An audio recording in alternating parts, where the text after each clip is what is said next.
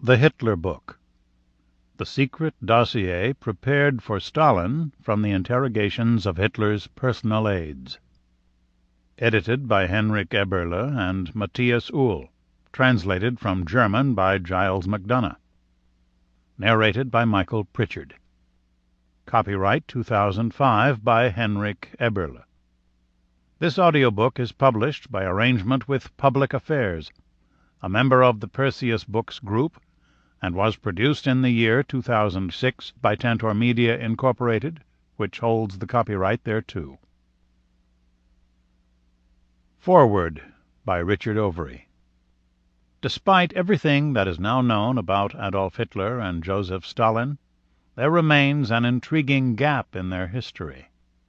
Very little is known about what each thought about the other. Were they driven by profound hatred and mistrust?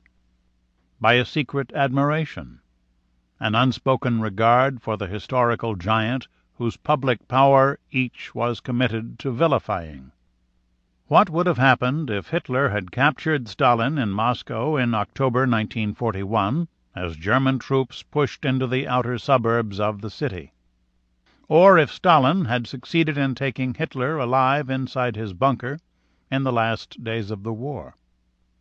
There are surprisingly few clues to answer these questions, though there is little evidence of open hatred between them.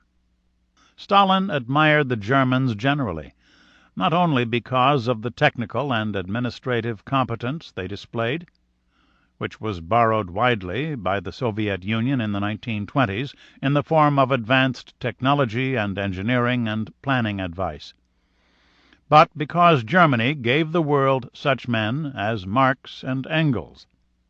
There is testimony of Stalin's reaction when he heard news that Hitler had ordered the murder of Ernst Röhm and other SA leaders in the famous Night of the Long Knives in June 1934. Hitler, what a great man! That is the way to deal with your political opponents. He is supposed to have said, with a tinge of dictatorial regret, that, side by side with Hitler's Reich, we would have been invincible. And briefly, between September 1939 and June 1941, the two dictatorships were locked in a pact of friendship that the rest of the world found distinctly alarming. Hitler's remarks on Stalin are fewer, and his obsessive hostility towards communism well known. Only in the last weeks of the war, when his reflections on past mistakes were obligingly recorded. Sample complete. Ready to continue?